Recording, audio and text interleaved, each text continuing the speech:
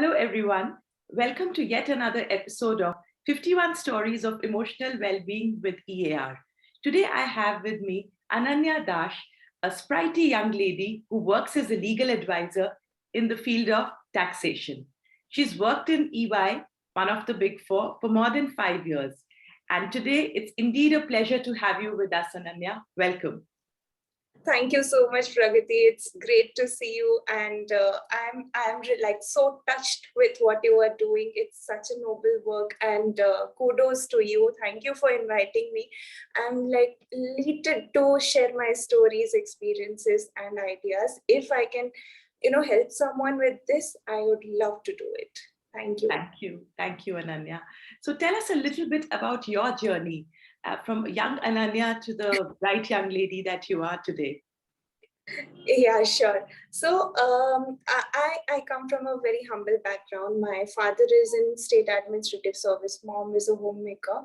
Have a sibling. My family is very simple people, simple dreams. But when I was born, I was different. My parents would say for a rainy day, but I was the person who will take it with a pinch of salt or a bowl of ice cream. Every day I wake up, I want to be Cinderella or Kalpana Chawla or Serena Williams. I was totally different. So, my parents also realized that I'm different, and they supported me. They were like, okay, maybe we will not be able to, give you a lot of inputs in what you want to do, but we will definitely support you financially and otherwise. So I was the heroine of my own story.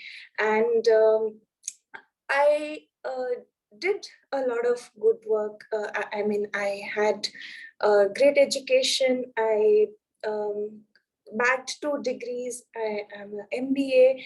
So I did all by myself. But in that journey, with there was no one to connect to. Mm-hmm. My parents wouldn't understand. So I was kind of isolated. I had this own bubble of myself where I used to stay within, and I had my own fairy tale. I was the villain, I was the heroine. So that's how it was. So I became very somber in myself. I was dull. I was always inward looking. But suddenly, someday, I realized that, okay, I should leverage on that. That could be my, thrust to move ahead in life. And I started talking to myself. I started recording myself. I started writing a journal. And I realized that it is my ambition which is keeping me going. So I have to achieve a lot more.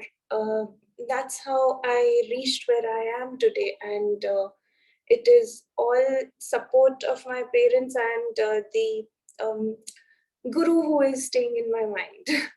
I like that, the guru in my mind, because a lot of times we listen to outside voices, but we never listen to the voice within. And if you look at it, whether we talk of spiritual traditions or we talk of psychology also, most psychologists and therapy will try and connect you to yourself. So I love the way you have described your intrapersonal relationship, that is your relationship with yourself, the guru in my head. I like that. Yeah. And tell me a little bit about any challenges that you faced, or something that you feel was very difficult. Yeah, so as I mentioned, I had no one to talk to. Mm-hmm. No one who would understand that, okay, this little girl from a little city wants to achieve something, who would want from a very big metro city, or someone with a very luxurious life, which I didn't have. But when my dreams and my environment and my lifestyle didn't match, and I always used to call it a demand and supply gap, which was going constantly in my life. So that's when I introspect today, I felt that I should have sought help at that point of time. If someone who was there to talk to me, if someone who was there to guide me a little bit, maybe I could have achieved a lot more, which didn't happen. But fortunately, I got married at quite early, at the age of 22, and my husband, oh my God, he is the person I was missing in my life. Our wavelength immediately matched, and he would never stop me from doing whatever I want, and he would support me. So, yeah, the thing which was very difficult for me when I was not able to talk to a third party, I was not able to get a validation from the third party. That is when I started doubting myself, which was not correct because I was doing great. When someone showed me the mirror, that is when I realized, okay, I should have got help at that point, and I shouldn't have thought about it at all. So that's it. That's so heartfelt, and I'm sure a lot of people watching us today will resonate. When Yeah, we know that we are struggling, yet the stigma of seeking help is so big that we are yeah, like, I'm supposed to do it by myself. We don't think about that when we have a common cold. If it doesn't yeah, go away, we just go to our general physician or whichever form of medicine we believe in. But when it comes to our mental health or some confusion in our mind, we start judging ourselves. I'm not yeah. mad. I'm not psycho. I can figure it out. Yeah. So I tell this story.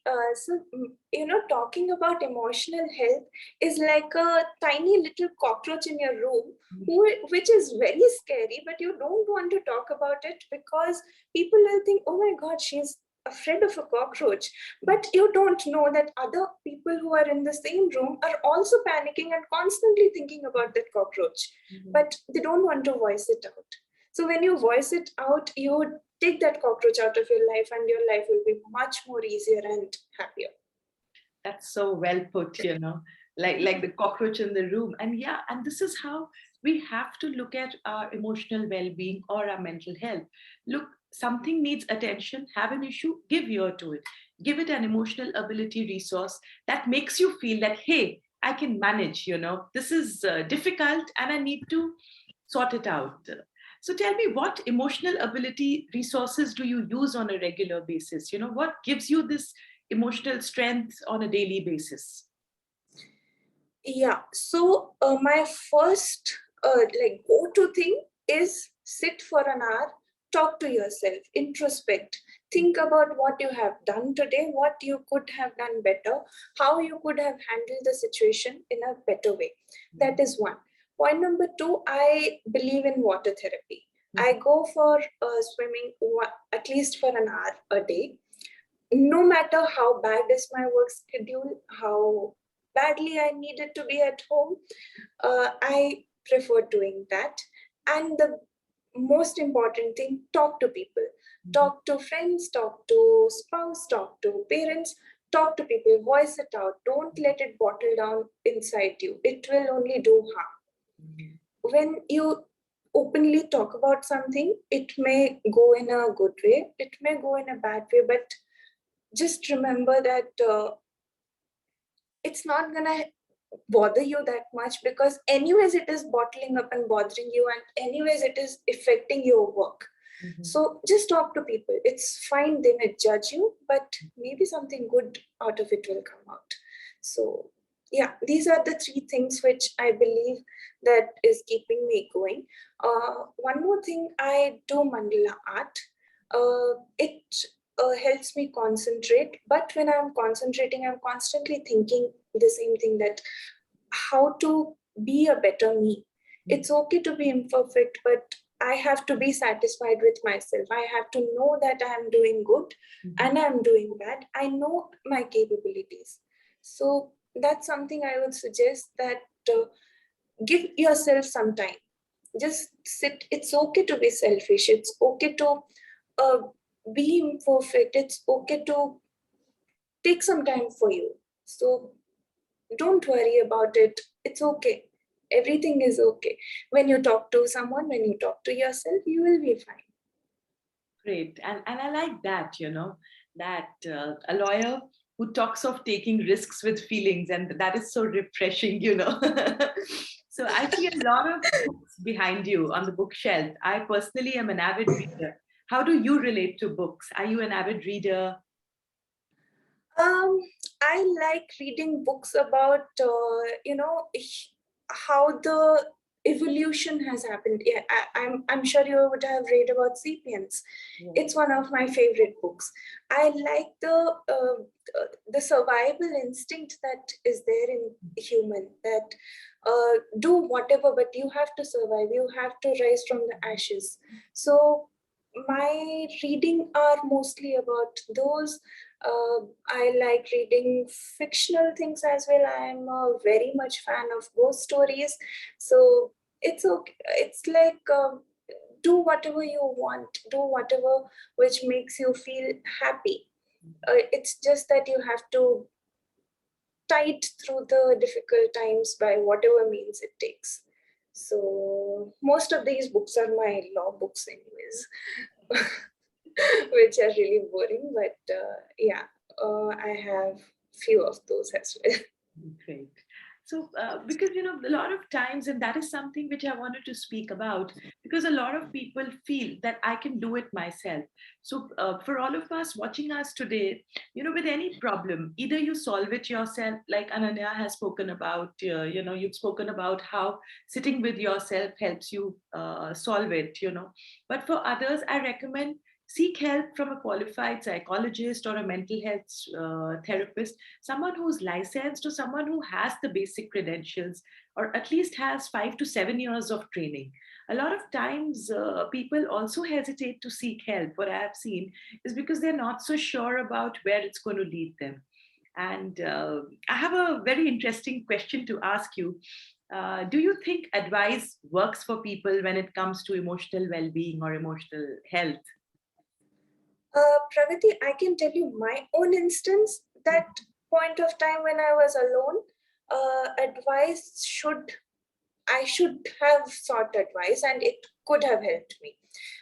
Yes, I recovered. I recovered well. I recovered strong. But it took me what? It took me good 5 years of my teenage and my early 20s. But if I could have got some help, some professional help, maybe I could have overcome it in like this. Mhm. So, of course, yes, people should seek advice. People should get professional help, and it is not some. It is not something you should be scared of. It is very normal. It is very natural to be sad, to be depressed. It is just your hormones working inside you. So don't worry about it. Don't get scared of it. Psychologists are human. They are not some monsters who will eat you up. They will just get the bad energy out of you, and they will maybe eat those bad energies out of you, but not you. So please seek help. Please open yourself before them. They are qualified to help you. It's like you are getting scared of a doctor, but doctor is qualified to help you, and they are exactly the same. They are doctors for your mental health. Yeah, and I think movies like Dear Zindagi. Have you seen the movie Dear Zindagi? Yeah. So, what is has there been any movie or any series that you feel has really impacted you positively or left an undeniable mark? uh, this movie called La La Land. Hmm. It's I like the movie because it's like a slice of life, Hmm. and it is musical. It's all happy rainbows and unicorns. Hmm. And when the person felt that, okay, I should maybe have done something else what I'm doing now, as soon as she felt that, she realized that, but no, it's okay. I am happy today in my life. So it is okay, whatever decision you are taking. It may be wrong, it may be right at that point, but if you are satisfied with yourself, if you are happy, then it's all done and achieved. So don't worry about a decision being wrong, a decision being right. That's what I learned from the movie, and that's what Hmm. uh, makes me take decisions in my professional as well as personal life, that it's okay to be wrong. Not a big deal. Embrace your own mess. It's fine. I like that, and that is so much in keeping with what Jung says, Carl Jung, that embrace the whole of your personality. We always have an image of ourselves, that this is good in me, that is bad in me. But when we can embrace the whole, which includes the mess that we feel we are Yeah. or we are in, that is what actually gets us emotional well being. So, who has been your role model, who you feel is really well put together or inspires you and is mentally very inspiring? After all these, I have to say that it is me. Throughout my childhood, I have become this self-obsessed person. But yeah, my husband is my role model. He's a person who keeps calm on difficult situations. There would be a battle going on outside, but he would be sitting calmly and thinking how to solve it. So that is what I like about him. And um, I think I'm my own role model. I like the way I sit down, introspect, and then improve myself. So, yeah, I can be my own role model. There is no, there is no wrong in that. Absolutely, 100%, and That movie, Jab We Met, मैं अपनी favorite हूँ. I'm my favorite. I'm the best. And when you believe and when you ingrain that in your mind, you will be your own favorite. Actually, you will like whatever you do. It may be wrong or right. You will like it. So yeah. and I like that, a lot of times I see we struggle as human beings when we don't like ourselves, when we are too harsh on ourselves. And I think to err is human. We've all heard that proverb. But when it comes to ourselves, any mistakes we make, we want to literally etch it on our forehead, that, see, I made this mistake. That means something is not okay with me. And like you rightly said, it's okay. It's human life. You can just flow through it. And Yeah, don't be harsh on yourself. It is okay to be wrong, it is okay to be right. And at that point you should believe in your capabilities. You should be truthful to yourself. You should know that, okay, I can do these set of works rightly, and this may not go well. This may not be my cup of tea. So once you adapt that, once you realize that about yourself, it will be all plain and simple. Life is all rainbows and unicorns again. I like that. And even at, you come across as very calm and someone who manages to handle the ups and downs of life in spite of difficult moments. So, has it ever been that even at work, this quality of yours to introspect and perhaps look inwards has helped you in your progress or, just function on a day to day basis? Uh, yeah, difficult question. But yeah, so I will share a small story about it. So I'm a tax person in and out, but I was, thrown into a situation which was not my cup of tea, and there was no senior to guide me. There was no junior to help me out, and I was like, okay, I don't think I'm gonna do it. I don't think I can survive this situation. But I did the same thing. I took a pen and paper. I wrote down, okay, how difficult this can be. It is fine. There are a set of rules. There are a set of regulations. Okay, I might take a extra bit of time, but I don't think it is very difficult. So I did that. I started studying about it. I started doing research about it, and it took me a good couple of months to understand and try to apply that. But this quality of me being calm and not creating a mess, that uh, okay, I don't have support, I can't do this, don't do this to me, you can't do this, I'm just a simple manager, I can't do this. I didn't do that, and I succeeded, and that was one of my biggest success, which gave me year on year promotion for 3 years constantly. Wow. And I kind of like that, this fearless spirit to just do your bit. Sometimes life dumps us with responsibilities which we are Yeah. just not equipped for. And perhaps it's not even our work profile, but how can we make the most out of challenging situations is what determines our emotional well-being. So thank you so much for sharing that. I'm sure a lot of professionals out there would realize that yes, difficult situations are sometimes gateways to success, and they help us take leaps in our career if we can just embrace it and put in the hard work. Correct. Hard work has no substitute. Talking to people has no substitute.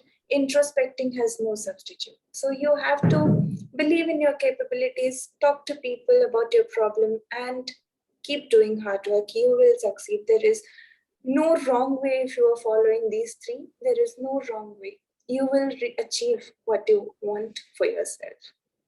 That's so well said, And any tips on stress management? Because these days, a lot of people struggle with stress and burnout or am unable to cope. So, anything, any personal story that you want to share or any tips that you want to give people, I would love to hear from you. Stress management.